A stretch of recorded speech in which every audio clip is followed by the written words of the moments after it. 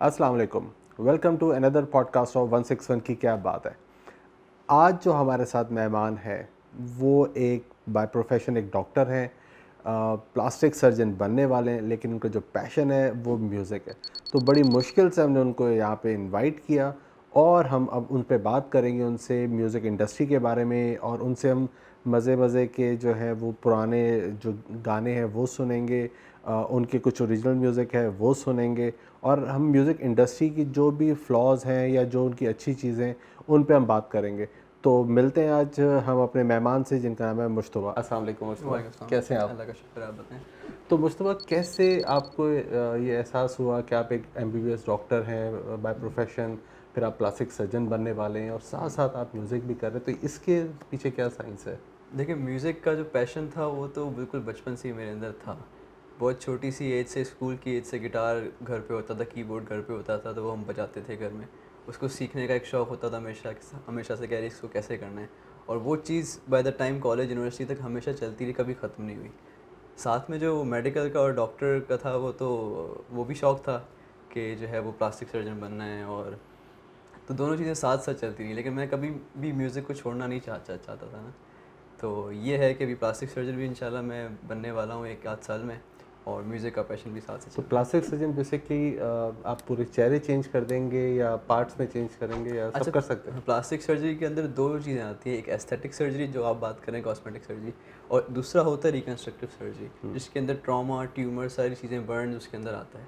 तो plastic surgeon दोनों चीज़ें कर सकता है, वो डिपेंड करता है वो क्या करना चाहता है, क्या नहीं करना चाहता। तो मेरा इंटरेस्ट रिकन्स्ट्रक्टिव सर्जरी में ज़्यादा है, तो लेट्स सी आगे। ज़रूरत भी है उसकी बिल्कुल, डेफिनेटली नीड टू, बिल्कुल है। अच्छा, तो म्यूज़िक आपने बताया कि आप लगातार करते हुए आ रहे हैं और वो आपका बिल्कुल, पैशन एमबीबीएस में नहीं छुड़वा सका। बिल्कुल, बिल्कुल, डेफिनेटली। तो ये क्या क्या सीन है? आपको लगता है कि अभी पाकिस्तान की जो इंडस्ट्री है, म्यूज़िक इंडस्ट्री है, वो काफ़ी लैग कर गई है, पीछे रह गई है, और पाकिस्तान में अपॉर्चुनिटीज़ भी बहुत कम है? देखिए, पाकिस्तान में म्यूज़िक इंडस्ट्री ऐसे नाम से कोई चीज़ नहीं है। बेसिकली पाकिस्तान म्यूज़िक इंडस्ट्री, हम कहते हैं दो बड़े प्लेटफॉर्म्स को जो हमारे पास अभी इस वक्त हैं। हर कोई जो है वहाँ तक पहुँचना चाहता है, और वहाँ पे जाके बस वो कहता है कि मैं बस यहाँ पहुँच जाऊँ, यहाँ परफॉर्म कर लूँ, एंड दैट्स इट। ठीक है, लेकिन इंडस्ट्री नहीं है। इट्स लाइक कि दो बड़े प्लेटफॉर्म्स हैं, एक बड़ा गैप है, और फिर अंडरग्राउंड म्यूज़िक हो रहा है बीच में, देर बीच से। में नहीं है, यानी जो पहले सपोर्ट हो रहा था चैनल्स के थ्रू वो एग्जैक्टली, वो भी जो इटसेल्फ जो भी नहीं है। बीच में पहले होता था वो भी अब विद टाइम जो है वो और ख़त्म जो हो दो गया। प्लेटफॉर्म्स हैं उस पे भी जो कल्चर है वो बेसिकली कवर करने का, गाने कवर कर रहे होते हैं या आसान लफ्ज़ों में कॉपी कर रहे होते हैं। तो उस पे आप कितना बिलीव करते हैं कि जो कॉपी कल्चर है या जो पुराने गानों को और इसको कवर करते हैं, तो उस ये अनफॉर्चुनेट है, बट इसमें इसमें दोनों पॉजिटिव पॉइंट भी है, नेगेटिव भी है। पॉजिटिव मैसेज के, ऑब्वियसली आप चाहते हो कि आपकी नई जनरेशन जो है वो गाने सुने जो 1980 70s में बने हैं, उनको पता तो हो कि म्यूज़िक क्या था उस टाइम के लिए। तो वो प्लेटफॉर्म बेसिकली ये चाहते हैं कि वो ओल्ड म्यूज़िक जो है वो नई जनरेशन सुने। लेकिन इसका जो अनफॉर्चुनेट इम्पैक्ट जो हो रहा है वो ये हो रहा है कि नई जनरेशन ये समझ रही है कि यही करना है हमने, पुराने गाने कॉपी करने हैं, उनको रीमेक करना है, एंड दैट्स इट, हमारा जो कि काम हो जाएगा। कंपैरेटिवली थोड़ा आसान भी होता है, क्योंकि आपको रिदम मिला हुआ होता है, पता होता है कैसे करना है, और आप उसमें आपकी मेहनत ही नहीं है। मेहनत ही नहीं है आपकी। आपने बस थोड़ा बहुत इम्प्रोवाइज़ किया, मेलोडी लेके आए, लिरिक्स भी आपके पास, सब कुछ आपके पास है, आपने बस इम्प्रोवाइज़ किया और उसको निकाल दिया। अच्छा, हम जब बात कर रहे हैं कॉपी और ओरिजिनल म्यूज़िक की बात कर रहे हैं, तो आप ओरिजिनल म्यूज़िक करते हैं? मैं बिल्कुल ओरिजिनल म्यूज़िक करता हूँ, तो और आप मैं तो बिलीव भी हमारे करता हूँ। तो हमारे व्यूअर्स को कुछ सुनाएंगे अगर आप आप? बिल्कुल, मैं डेफिनेटली सुनाऊँगा। Please please. ठीक है।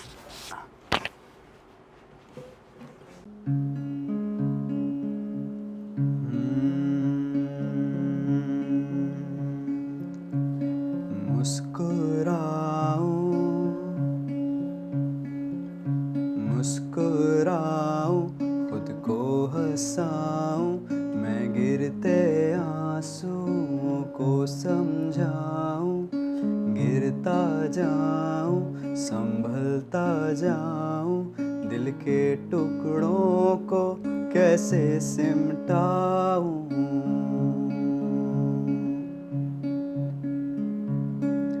ये चांद तारों की है साजिशें, दिल के अरमानों की है ख्वाहिशें, जुगनू ने है ये लिखा मुझे, की है हवाओं ने शरारतें।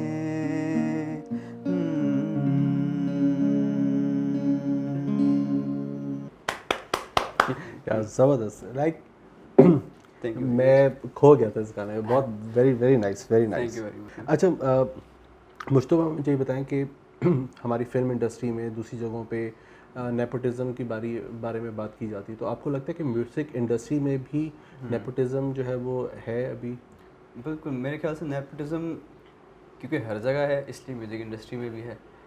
इस हद तक तो नेपोटिज़्म एक्सेप्टेबल है कि आप किसी टैलेंट को जो है वो प्रमोट करने के लिए उसकी थोड़ी-सी पर्ची लगवा दो कि यार ये बहुत टैलेंटेड है, इसलिए डिज़र्व करता है।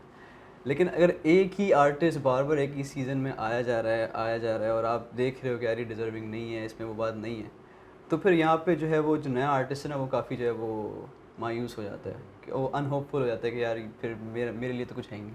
क्योंकि सब ऐसे ही कुछ है। तो जो वो दूसरे आर्टिस्ट आ रहे हैं, तो मेरी बारी कब आएगी या मुझे मौका कब मिलेगा या मैं कैसे आगे बढ़ूँगा, तो उसके लिए काफ़ी जो है वो मायूसकुन बात है। हाँ, तो ये डेफिनेटली वो फिर उनका दिल टूट जाता है। बहुत सारे अच्छे लोग जो है वो म्यूज़िक करना शायद छोड़ देते हैं कि इसमें हमारा शायद कैरियर नहीं है क्योंकि हमारी पर्चियाँ नहीं हैं। बिल्कुल, तो एग्जैक्टली। ये बड़ा अनफॉर्चुनेट है वेरी ये। अनफॉर्चुनेट। अच्छा, मुझे ये बताएं, म्यूज़िक आपके हिसाब से विद वीडियो या विदाउट वीडियो, आप क्या रिकमेंड करते हैं? डेफिनेटली विद वीडियो, क्योंकि आजकल का जो टाइम है ना, इस लाइक कि जो आप देखते हो, बेसिकली आप म्यूज़िक सुनते कम हो, आप देखते ज़्यादा हो, ये वाला टाइम आ गया है। तो डेफिनेटली विद वीडियोस।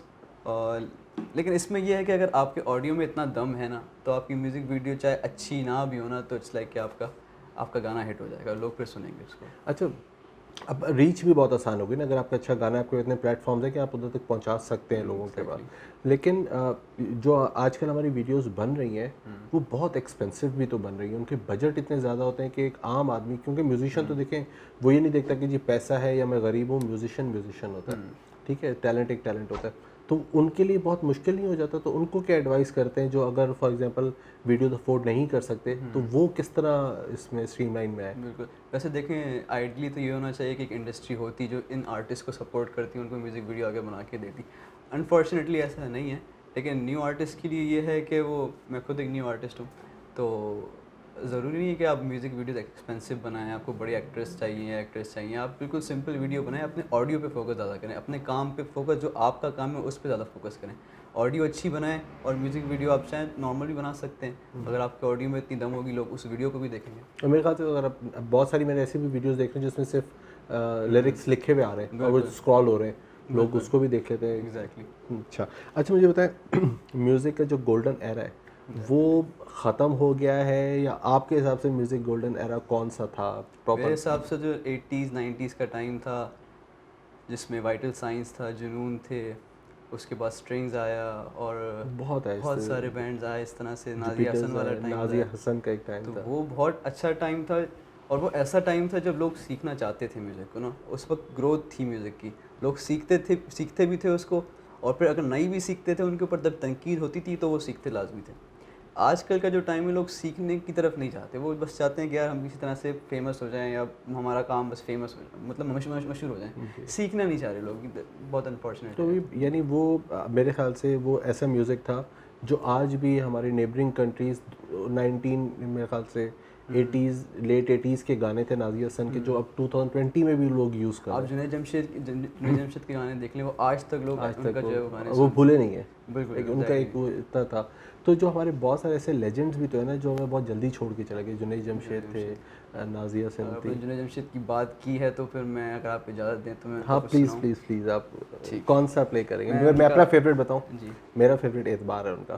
तो अगर आप मेरा भी एतबार, वही फेवरेट है। आप एतबार आप एतबार भी आ ही जाएगा, चलो तो सही, रास्ता कोई मिल ही जाएगा, चलो तो सही, चलो तो सही, एतबार भी आ ही जाएगा।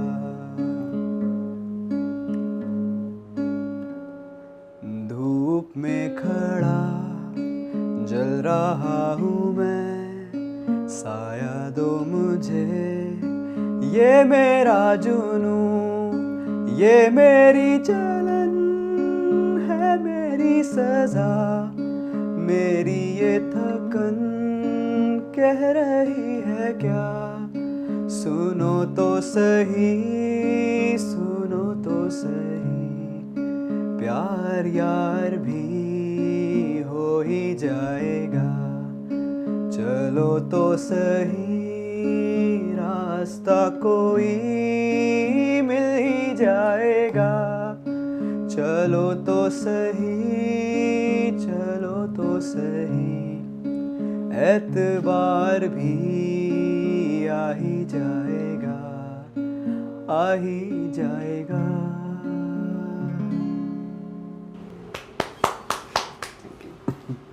ज़बरदस्त है, वो पूरी मेमोरी रिकॉल हो गई है बिल्कुल इसकी। डेफिनेटली, एक पुराने सॉन्ग्स आपके याद करते ही हैं, आप बिल्कुल आप nostalgic हो वापस जाते हैं। नॉस्टैल्जिया वाली वो एक फीलिंग आ रही होती है।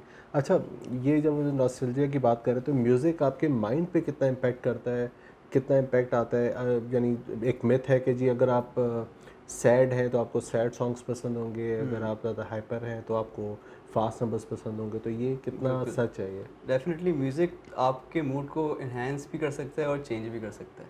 अगर आप सैड हैं और सैड सॉन्ग सुनेंगे तो शायद वो आपको डिप्रेशन में ले जाए। लेकिन अगर आप नॉर्मल मूड में और आप गाड़ी ड्राइव करें और आप एक एनर्जेटिक सॉन्ग सुन लेते हैं, आप अच्छे हाई टेम्पो सॉन्ग सुन लेते हैं, तो आपका डेफिनेटली मूड वो इन्हेंस कर देगा। आप कहीं फॉर एग्जांपल जिम में हम सैड सॉन्ग्स क्यों नहीं सुनते? हाँ, एग्जैक्टली। क्योंकि जो वर्कआउट आपने 1 घंटे में करना है शायद वो आधे घंटे में खत्म हो जाएगा, बिल्कुल आप सैड बिल्कुल, सॉन्ग मतलब बोर हो सुनेंगे। जाएगा और बोलेगा यार मैं तो आपको उल्टा डिप्रेशन में चला एग्जैक्टली जाएगा वो। आप जो सुनते हो फिर आपकी बॉडी भी उसी पे रिएक्ट करती है। तो ये जो म्यूज़िक है ये मोरल्स भी बूस्ट करता है, आपको लगता है कि ये किसी को आप इनकरेज करना हो, अगर कोई बहुत नीचे चले गए हैं उनको इनकरेज करने के लिए? जैसे मैं आपको अपनी एग्जांपल देता हूँ, जब मैं थोड़ा लो था तो मैंने एक गाना सुना था आतिफ असलम का, ज़िंदगी आ रहा हूँ मैं। तो वो मुझे पता नहीं ऐसे क्लिक कर गया एंड देन मैं एकदम बूस्ट हो गया। मैंने कहा यार लाइक मैं आज वाकई ज़िंदगी को बोलूँगा कि यार मैं आ रहा हूँ, अब मेरा वेट करो, मैं आ रहा हूँ। और ज़िंदगी बेसिकली मेरे लिए हैप्पीनेस थी उस वक्त। बिल्कुल तो डेफिनेटली आपको लगता है इस तरह मॉरल्स पे भी करते हैं, इम्पैक्ट करता बिल्कुल। है? इसके 2 एग्जांपल जो मेरे जहन में आ रहे हैं, एक तो जैसे जब भी हमारे वर्ल्ड कप होता है, कोई भी बड़ी बिल्कुल। इस तरह का कोई क्रिकेट के मैचेस होते हैं, 92 वर्ल्ड कप में जब इस तरह हुआ जज्बा था, जिस जुनून तरह से याद है। वाइटर साइन ने गाने निकाले थे, तो वो तो पूरी टीम का मोरल उससे बूस्ट हो गया था। आज भी लोग जो है वो गाने सुनते हैं। और दूसरा, जिस तरह माजी में जिस तरह से जंगें हुई हैं हमारी, तो नूरजहाँ के गाने जिस तरह से आते हैं, एग्जैक्टली 1965 की वॉर में तो यार। उसने सोल्जर्स का कितना मोरल जो है वो बिल्ड किया है। अच्छा। अच्छा, आपके हिसाब से जो रीमेकिंग ऑफ सॉन्ग्स हैं, ये एक हिट कॉन्सेप्ट है या फ्लॉप कॉन्सेप्ट है? क्योंकि अगेन मैं आपको अपनी एक स्टोरी बता देता हूँ। मैं जुनून का डाई हार्ड फैन था। तो जब एक प्रोग्राम में राहत फ़तेह अली ख़ान साहब ने सयोनी गाया, बहुत लोगों को उनको अच्छा भी लगा होगा, बट मुझे वो इतना लाइक मुझे हर्ट हुआ मैं, क्योंकि उस गाने के साथ मेरी फीलिंग्स थी सयोनी के साथ। तो जब मैंने वो गाना सुना तो उसके बाद से लेके आज तक टिल डेट मैं उनके गाने नहीं सुनता। मैंने बाइकआउट कर दिया। मैंने कहा यार इस बंदे ने गलत किया है। तो इसी तरह बहुत सारी एग्जांपल्स भी हमारे पास हमारे पास कोको कोरिना की एग्जांपल्स हैं जिसको उन्होंने तो आपका क्या टेक है इसके ऊपर कि ये एक अच्छा कॉन्सेप्ट है या सही नहीं है? आई थिंक ये कॉन्सेप्ट इस हिसाब से तक तो सही है कि आप जो है वो एक पुराने गानों को नए जनरेशन तक पहुंचाना चाह रहे हैं, लेकिन अगर आप उसको सही तरह से एग्जीक्यूट नहीं कर रहे तो उसका जो इम्पैक्ट है वो बिल्कुल ऑपोजिट हो जाता है। जो जिन लोगों ने ओरिजिनल सुने हुए होते हैं ना, वो फिर माफ़ी नहीं देते आपको उस गाने पे। वो ज़रा सी भी एक भी कोई लफ्ज़ की भी गलती हो, कोई तलफ़्फ़ुज़ की भी गलती हो ना, तो वो कहते हैं यार ये गलत हो गया। एग्जैक्टली जैसे मेरे साथ हुआ, मेरी एक Exactly. फीलिंग अटैच थी उस गाने के साथ। मुझे वो लाइक आपने चेंज कर दिया सही नहीं यार, ये इट्स अ रॉक सूफी गाना और आपने उसको अपने अपने तर्ज में गा लिया। तो ये भी शो करता है कि म्यूज़िक आपको किस तरह से आपकी लाइफ के साथ एसोसिएट हो जाता आप कोको कोरिन आपने भी सुना होगा, है। जी हाँ, तो उसको परफॉर्म करके दिखाए ना ज़रा हमें, ताकि मैं आप बिल्कुल देखिए आप कितना जस्टिस कर सकते हैं। मैं जस्टिस तो नहीं कर सकता, कोशिश ही कर सकता हूँ लाजमी। Please please. ठीक है। मेरे ख्यालों पे छाई है एक सूरत मत वाली सी, नाजुक सी शर्मीली सी, मासूम सी भोली भाली सी, रहती है वो दूर कहीं, अता पता मालूम नहीं। कोको कोरिना, कोको कोरिना, कोको कोरिना, कोको कोरिना। झील सी गहरी आंखें जिसके फूल से जिसका चेहरा, काली जुल्फे नागन बन के देती हैं जिस पे पहरा। जैसी आंखें जिसका फूल से जिसका चेहरा, काली जुल्फे नागन बन के देती हैं जिन पे पहरा, तुम पूछो ना मुझसे दुनिया भर में कौन है तुम सा हंसी। मेरे ख्यालों पे छाई है एक सूरत मत वाली सी, नाजुक सी शर्मीली सी, मासूम सी भोली भाली सी, रहती है वो दूर कहीं अता पता मालूम नहीं। Coco Corina, Coco Corina, Coco Corina, Coco Corina.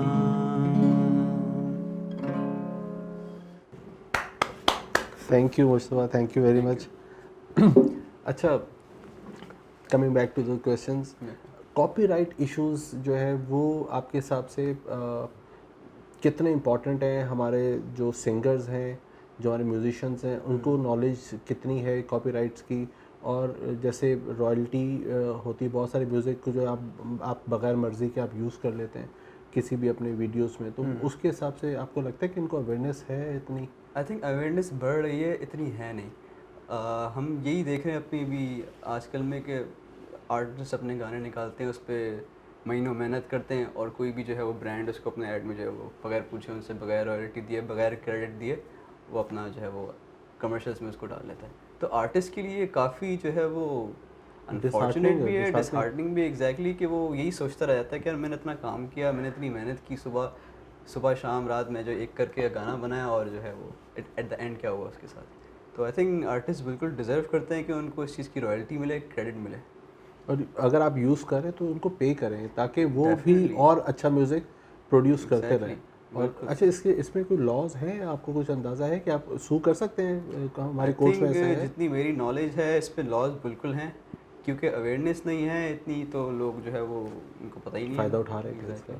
अच्छा, म्यूज़िक जो है वो क्या कल्चर को डिफ़ाइन करता है? और आपको लगता है कि कल्चर्स को करीब लेके आने में, लोगों को करीब लेके आने में, नफ़रतें ख़त्म करने में म्यूज़िक एक एलिमेंट आई है? थिंक मैं तो इस बात पे स्ट्रांगली एग्री करूँगा, क्योंकि जो मेरा अपना एक्सपीरियंस है, मैं जब खुद यूनिवर्सिटी में था तो हमारे साथ जो है वो हर प्रोविंस से जो है वो दोस्त होते थे। तो सराइकी भी बिल्कुल, थे, तो बिल्कुल। पश्तो भी थे, तो बलोच भी बलोच भी थे, थे। तो कश्मीरी भी थे, तो सिंधी भी थे। तो जब हम बैठते थे, जब भी हमारे कोई फंक्शन होते थे, यूनिवर्सिटी कोई गैदरिंग होती थी, तो हर कल्चर का गाना चलता था और हर कल्चर वाला दूसरे कल्चर से सीखता था कि यार इसका ये डांस स्टेप कैसा है, इसका एक चीज़ करने का तरीक़ेकार किस तरह से है। तो हर कोई एक दूसरे से लर्न करता था और फिर वो देखता था कि यार मैं भी इस तरह से सीखूं और इनका म्यूज़िक ऐसा है, फिर वो दूसरों को सुनाता था। तो इट्स लाइक कि हम बॉन्ड हो जाते थे। हमारी आपस की जो मिसअंडरस्टैंडिंग्स थी, जो भी थोड़ी बहुत लड़ाइयाँ तो यूनिवर्सिटी में हाँ, इस तरह होती जब आप हैं, बात करते हैं तो ख़त्म हाँ, होती और हैं। उस पॉइंट पे वो सब खत्म हो जाता सब एक साथ था, एंजॉय सब कर एक रहे हो हैं। जाते थे और सब एंजॉय कर रहे होते अच्छा, हमने भी अपनी यूनिवर्सिटीज़ में देखा है कि अगर आप स्पेशली मुझे याद होगी, मेरे बहुत अच्छे दोस्त बलोच, मेरे बहुत प्यारे दोस्त थे, वो बहुत दूर दूर से यहाँ पे पढ़ने आए हुए थे, लेकिन जब उनके गाने चलते थे तो मुझे बड़ी खुशी होती थी कि पंजाबी भी उनके साथ डांस कर रहा है, उनके साथ सिंधी भी डांस कर रहा है, उर्दू स्पीकिंग भी डांस कर रहा है, कश्मीरी भी डांस कर रहे हैं। एंड देन वो फिर बैठते थे, अच्छा ये स्टेप क्यों आया, क्या आया, एंड देन वो अपनी Exactly. पूरी बताते थे इसके पीछे क्या स्टोरीज़ हैं। तो ये सही बताया कि वाकई बड़ी अच्छी एग्जांपल थी कि कल्चर को कितने मज़े से कल्चर को करीब लाता बॉन्ड है। कर देता है यार लोगों को, बिल्कुल। अच्छा, आपके ऑल टाइम अगर मैं पूछूं कि टॉप 3 फेवरेट सॉन्ग्स कौन से होंगे, तो बड़ा मुश्किल है। वैसे तो बहुत मुश्किल सवाल है, क्योंकि ये चीज़ चेंज होती रहती चेंज है होती है, टाइम। एग्जैक्टली, पर फिर भी कुछ होते हैं जो बस आप। हाँ, at the back of my mind जो पहले 3 जो आजकल जो चल रहे हैं, आई वुड से कि जो तुम साथ हो फ्रॉम द मूवी बिल्कुल। दास्तान, वो बहुत अच्छा है, मेरा फेवरेट है। सेकंड पे आई वुड से कि द स्क्रिप्ट का है नथिंग, अच्छा, ये मैंने नहीं सुना, वो तो मुझे ये बहुत सुनूंगा। बहुत पसंद है गाना, स्क्रिप्ट द स्क्रिप्ट का नथिंग। नथिंग। और तीसरा तीसरा आई वुड से कि अली सेठी का चन कितना, वो बहुत मैं सुनता हूँ वो तो फिर। इसमें से कौन सा आप प्ले कर सकते हैं अभी? आई एम सॉरी, मैं आपको नहीं नहीं, इट्स ओके। अचानक बोल रहा हूँ, कौन सा गाना मैं प्ले कर इसमें सकते तुम साथ हो जाए वो मैं प्ले आपको करके बताता हूँ, प्लीज़? ठीक है।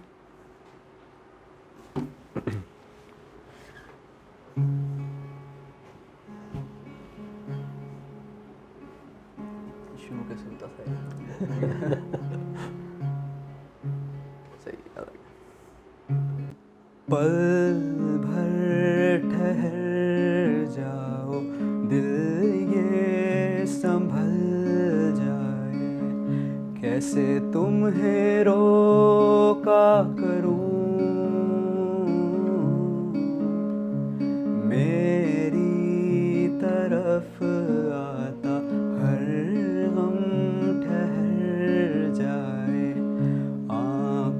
मैं तुमको भरूं,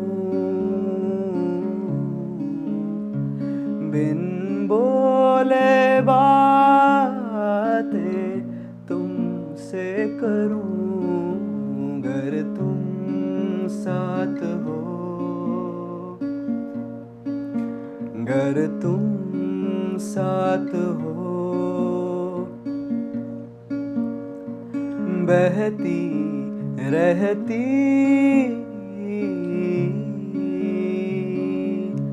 नहर नदिया सी तेरी दुनिया में, मेरी दुनिया है तेरी चाहतों में, मैं ढल जाता हूँ तेरी आदतों में, अगर तुम साथ हो,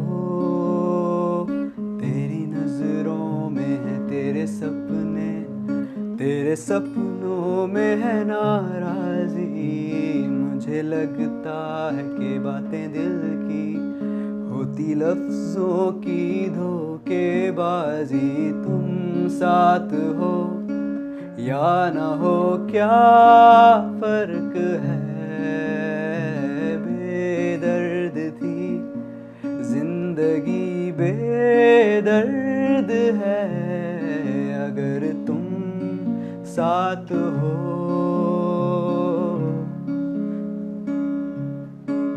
अगर तुम साथ हो।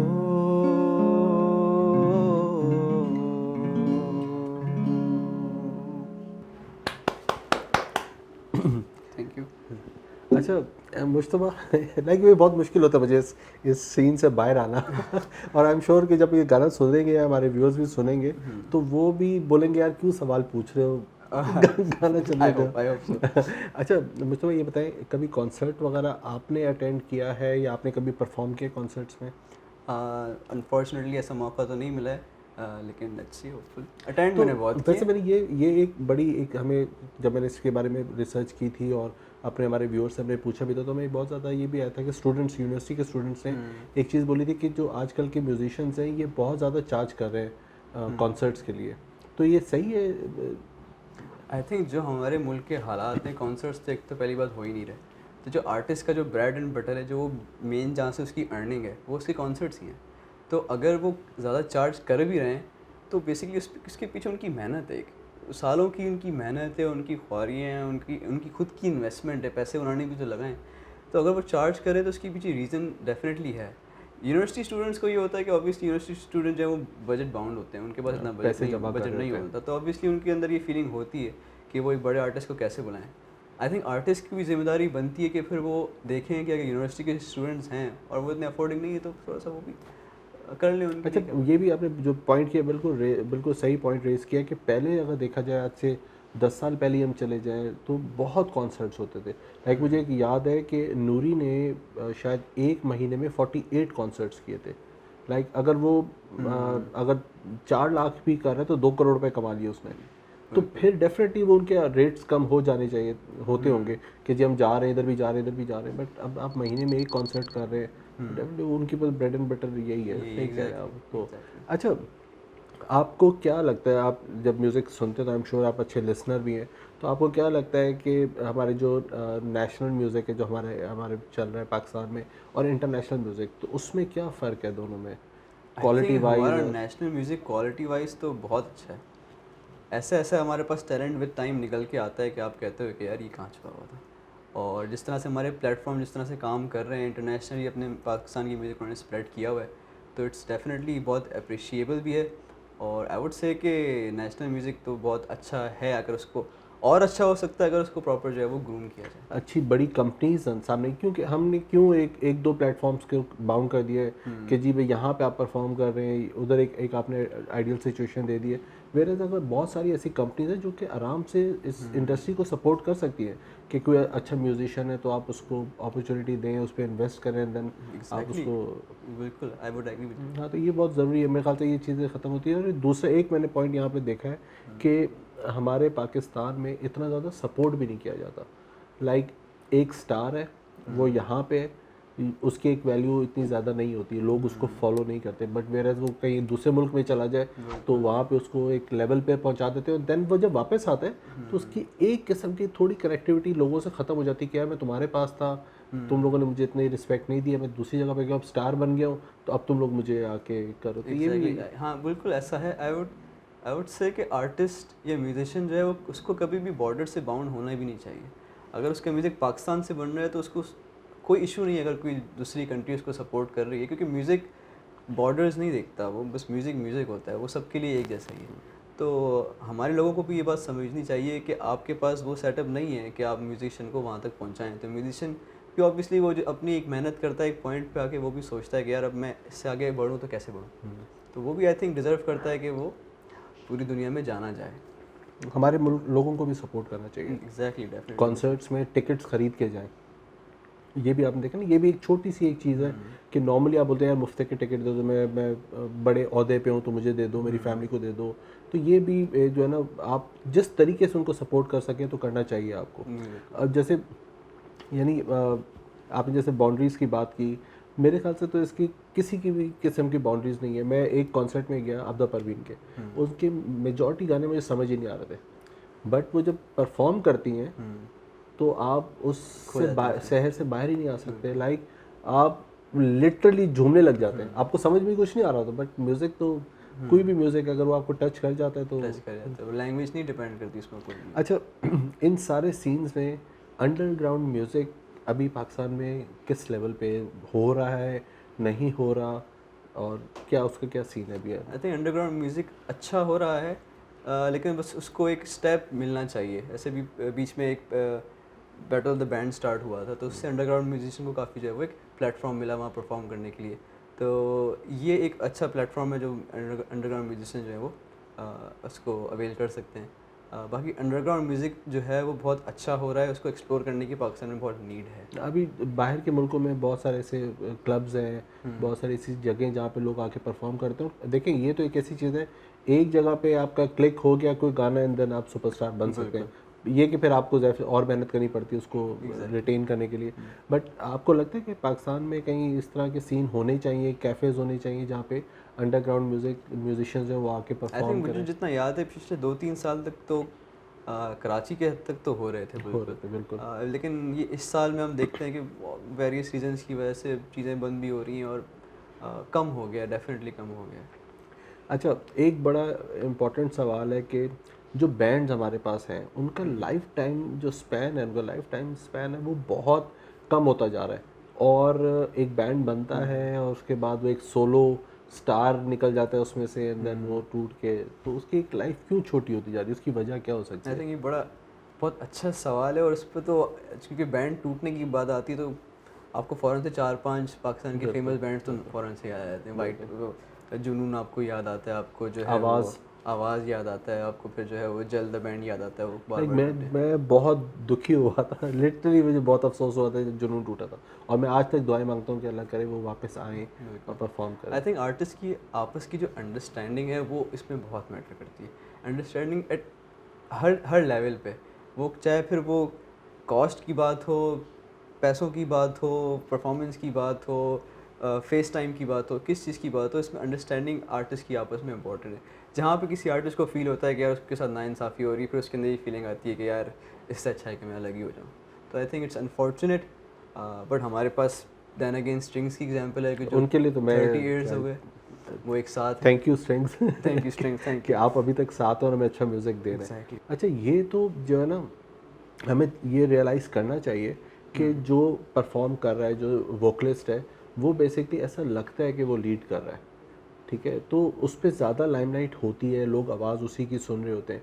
बट जैसे हम बहुत सारी ऐसी मिसालें स्ट्रिंग्स का आप देख लें कि जो सर की ये पहाड़ बिलाल ने गाया है, वो शायद फैसल 10 गाने गाता है, वो एक गाता है वो हिट हो जाता है। Exactly. तो वो तो आपको थोड़ा सा ख्याल रखना चाहिए, जो गिटारिस्ट है उसको भी ख्याल रखना चाहिए कि यार ये परफॉर्म कर रहा है, इसी पे लाइट होगी, और जो जिस पे लाइट है उसको भी परफॉर्म करना चाहिए कि यार इसके बगैर में कुछ ना हो। तो अंडरस्टैंडिंग, और अगर कभी ऐसे आए तो बात करनी चाहिए, I think- एक दूसरे मिल के बात करें यार आई ऐसा थिंक हो इस रहा पे है। रिस्पॉन्सिबिलिटी जो भी बैंड को लीड कर रहा है, स्पेशली वोकलिस्ट, उसके ऊपर आती है कि उसको इस चीज़ को रियलाइज़ करना चाहिए कि उसके बैंड मेंबर्स के अंदर ये फीलिंग ना आए।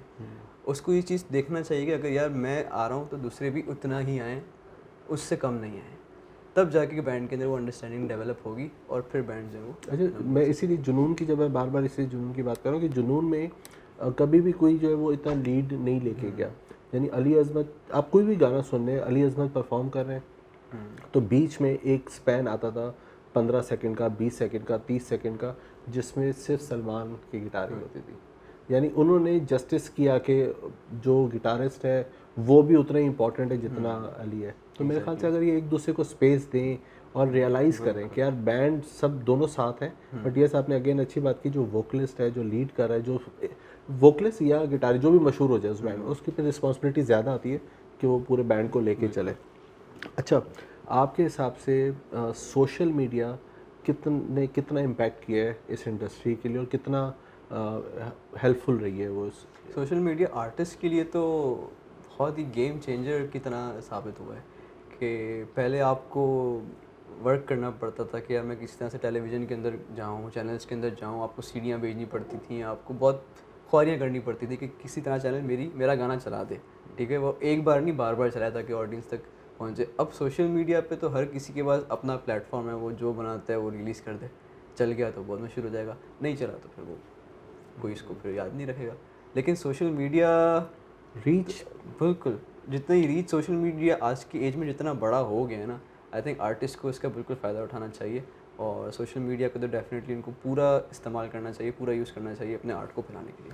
अच्छा तो लास्ट सवाल, उसके बाद फिर एक रिक्वेस्ट करेंगे आप आएँ, और ये भी मैं अपने व्यूअर्स को बताते चलूँ कि बहुत मुश्किल से आए हैं बहुत वेट किया है, बहुत हमने इनका वेट किया है और ये फाइनली आ गए, तो हम चाह रहे हैं कि बेस्ट आप में से ले लें जितना भी हम कर नहीं, आई सकें। Am really sorry. तो नहीं बट ये कि मैं चाहता हूँ आप बुरा ना मानें कि मैं बार बार आपसे म्यूज़िक की बात कर रहा हूँ। जी जी। लास्ट सवाल, उसके बाद आप अपना एक और कोई जो आपको पसंद हो गाना वो ज़रूर हमारे ऑडियंस के लिए प्ले कीजिएगा। आपके हिसाब से what is life without music? What is life without music? I would say कि म्यूज़िक के बगैर तो ज़िंदगी खामोशी है और एक बहुत लंबी उदास सी खामोशी है विदाउट म्यूज़िक। म्यूज़िक जो है वो तो हर चीज़ में है, वो तो आपकी दिल की धड़कन से लेके चिड़िया की चहचहाने तक, पहाड़ हवाओं में, हर जगह म्यूज़िक तो हर जगह है। बारिश में बिल्कुल आप जो खूबसूरत से खूबसूरत चीज़ देखें उसमें म्यूज़िक है। म्यूज़िक बेसिकली डेफिनेशन एक हार्मनी है, एक मेलोडी है, एक टेम्पो है। जो चीज़ आपको अच्छी लगती है, एक हार्मोनियस है, वो म्यूज़िक है। इसकी एक और मैं आपको फैक्ट बताऊं कि जो छोटे बच्चे होते हैं ना, वो अब बोलने से पहले ना उनको म्यूज़िक की समझ आ जाती है। तो ये आप सोचें कि म्यूज़िक तो ह्यूमंस के अंदर एक बिल्ट इन है। म्यूज़िक को समझना, म्यूज़िक को अप्रिशिएट करना, ये तो ह्यूमंस के अंदर बिल्ट इन है। तो आप म्यूज़िक को अगर लाइफ से निकाल दिया तो आपने तो फिर बचा क्या हुआ यानी है? म्यूज़िक ज़िंदगी है। Music is life. ठीक है, अब आप कोई परफॉर्म करें हमारे लिए, फिर यहीं पे हम अपना प्रोग्राम एंड करते हैं। Thank you very much for coming. Thank you very much.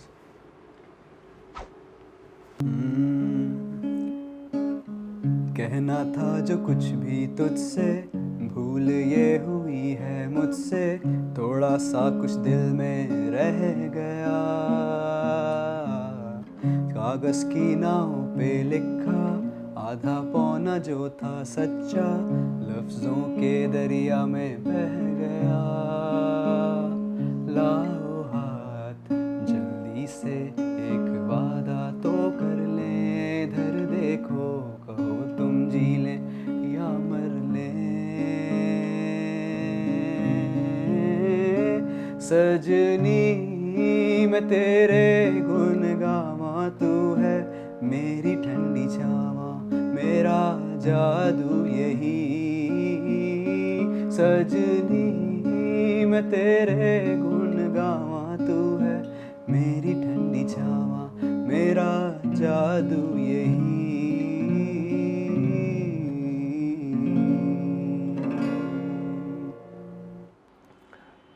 So guys, मेरा तो दिल नहीं चाह रहा था कि सेशन ख़त्म हुए, पॉडकास्ट ख़त्म हुए। बहुत मज़ा आ रहा था म्यूज़िक सुनने में, म्यूज़िक इंडस्ट्री के हवाले से बात करें, क्योंकि किसी ना किसी तरह हम म्यूज़िक से आपस में रिलेट करते हैं। और आपको ये पॉडकास्ट देख के ज़रूर आप भी कह उठेंगे कि क्या बात है। मुश्तबा का बहुत शुक्रिया कि वो कराची से आए, अपना वक्त निकाला और हमसे आके उन्होंने म्यूज़िक इंडस्ट्री के बारे में बात की, अपने गाने यहाँ पे दिए। इनका भी एक सॉन्ग जो है वो भी आने वाला है, उसको ज़रूर फॉलो कीजिएगा। मैं लिंक डिस्क्रिप्शन में इनके फेसबुक पेज का, उस गाने का भी शेयर कर दूंगा, उसको ज़रूर देखिएगा। हमारे चैनल को सब्सक्राइब करें, क्योंकि हम एक दूसरे को ही सपोर्ट कर सकते हैं। म्यूज़िक इंडस्ट्री को सपोर्ट करें, चैनल को सपोर्ट करें, आसपास आपके दोस्त हैं उनको ज़रूर सपोर्ट करें। हमें ज़रूर अपना वैल्यूबल फ़ीडबैक ज़रूर दें कि हमें क्या और पूछना चाहिए था, क्या करना चाहिए था। अगर आप चाहते हैं कि आप यहाँ पे आके बैठें और आप किसी टॉपिक पे बात करना चाहते हैं तो हमें ज़रूर बताएं। और अगर आप किसी के बारे में पूछना चाहते हैं, किसी इंडस्ट्री के बारे में पूछना चाहते हैं, तो वो भी हमें ज़रूर बताएं। अपनी राय से हमें ज़रूर जो है ना वो हमें बताते रहें कि आप क्या चाहते हैं, हम किस तरह इस चीज़ को चेंज करें और क्या-क्या नए-नए सेगमेंट्स आपके लिए लेके आएँ। अपना बहुत ज़्यादा ख़्याल रखिएगा, दुआ में याद रखिएगा। अल्लाह हाफ़िज़।